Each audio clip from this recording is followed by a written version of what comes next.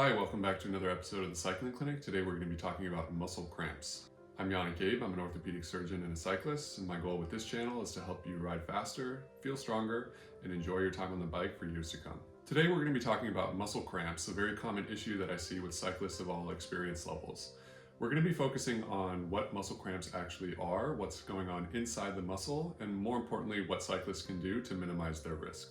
To understand the physiology of a muscle cramp, it's first necessary to have a basic understanding of what's going on inside the muscle fibers during a contraction.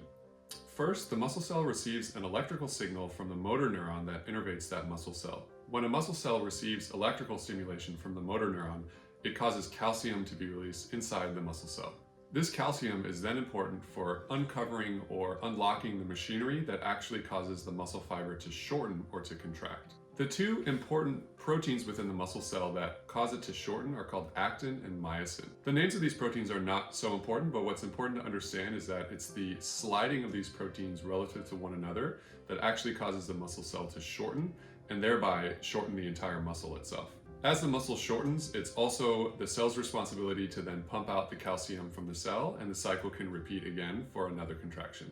As you notice, the normal function of a muscle cell relies on both the electrical signal as well as the regulation of certain ions like calcium within the muscle cell itself. What happens in a cramp is this system of electrically stimulating a muscle and causing it to contract is stuck in the overdrive or the on position, where the muscle is contracting involuntarily and inappropriately. Essentially, the muscle cell is receiving too much stimulation from the motor neuron to contract, and this is what causes that cramping sensation and the feeling that you don't have the ability to then relax the muscle. The prevailing theory for a long time was that this abnormal contraction of the muscle was due mostly to electrolyte imbalances within the athlete or within the patient. It was thought that as athletes sweat and lose sodium through their sweat, it causes an abnormal environment for the muscle cell, and this was what was responsible for the muscle cells contracting involuntarily. The problem is that when researchers looked into this more closely, they found that athletes that were having cramps consistently often had normal levels of electrolytes, including sodium, in their blood. This suggests that maybe electrolytes don't tell the whole story in terms of why an athlete experiences muscle cramps. What the most recent research shows is that the problem of muscle contraction during a cramp is usually related to innervation and abnormal motor neuron signaling, as opposed to just purely being an electrolyte problem. It is true that having low levels of electrolytes can predispose your muscles to being fatigued and therefore to cramp more readily. However, having low electrolytes by itself is not the reason that most patients and athletes are having cramps.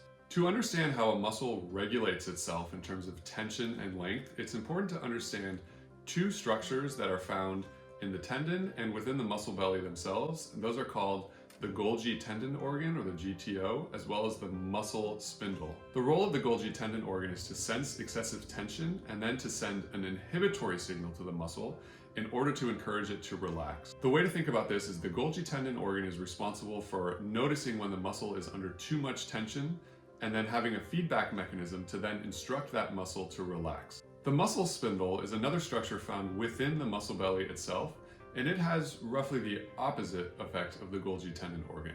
The muscle spindle senses excess stretch or length of the muscle. The way to think about this is the muscle spindle senses when the muscle is lengthened and then tries to restore the length of the muscle by signaling a contraction signal to the muscle. The muscle spindle is what's responsible for the classic patellar reflex, which you may have experienced in the doctor's office, when by tapping the patellar tendon, we're lengthening it very subtly and hoping that the muscle spindle is sensing that length and then sending a contraction signal to your quadriceps muscle to extend the knee. A rudimentary way to think about this is the muscle spindle is kind of like the gas pedal for the muscle. It's basically encouraging contraction or telling the muscle to go contract, whereas the Golgi tendon organ is kind of like the brakes. The Golgi tendon organ is there to inhibit further muscle contraction when it senses that the muscle has too much tension. During normal exercise or normal cycling, these two structures are working together to make sure that the muscle is contracting smoothly and consistently without excessive length or without excessive tension.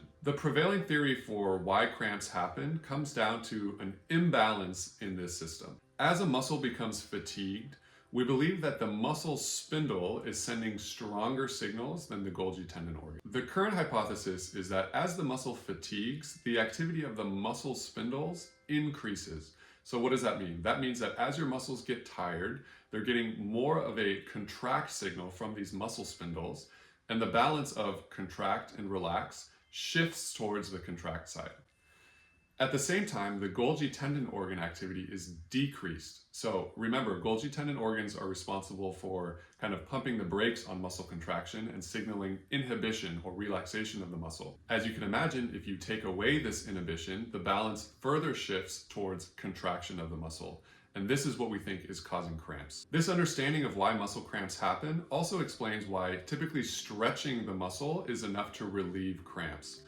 As we stretch the muscle, we're basically increasing the activity of the Golgi tendon organ, or the brakes of the system. So what we're doing is we're basically re-establishing that inhibition of muscle contraction that then allows the muscle to relax. So with this understanding, what can be done about cramping and what does it mean for cyclists who are experiencing cramps on their rides? Well, we now understand that factors like dehydration and losing salt or losing sodium through sweating can predispose you to cramping, but not because those are directly responsible for the contraction of the muscles, but because they increase the fatigue rate of your muscles. The top contributors for muscle cramping all have one thing in common, and that is they all result in muscular fatigue. So for example, attempting a training ride that's much longer than your previous training rides is very likely to contribute to muscle cramping because your muscles will be more fatigued than they have been in the past. Pacing errors or going out too hard early in a ride or in a race is another thing that can contribute to muscular fatigue and increase your risk of cramping. Improper fueling that results in reduced amount of glycogen or fuel within your muscles is another thing that can increase your chances of cramping, because ultimately it will lead to muscular fatigue sooner in your run. My practical advice for cyclists who are experiencing cramping is to ensure that your training matches the look and feel of whatever event you're preparing for. If you have a 100-mile race on your calendar that you want to really nail, you should hopefully be doing some long rides that kind of mimic the duration and intensity of that event so that your muscles are able to adapt to that duration of effort. Another important tip is to pace your efforts appropriately. Very commonly, we see athletes who go out way too hard at the beginning of a race or a ride, and they're depleting their muscular glycogen and their fuel sources. And so this puts them at very high risk of cramping later in the ride when the muscles are fatigued and don't have enough fuel to keep up. You certainly want to avoid major dehydration and sodium losses if at all possible, not because these are directly responsible for the cramping sensation itself, but because they can reduce the threshold at which cramping occurs. And we know that athletes who are dehydrated or who lose a lot of salt and sweating are more likely to cramp because it increases the fatigue of their muscles. The latest evidence suggests that cramping isn't purely an electrolyte problem. It essentially comes down to a fatigue problem where there's abnormal signaling to the muscles through the motor neurons. Electrolytes, hydration, and heat all seem to matter because they influence muscular fatigue.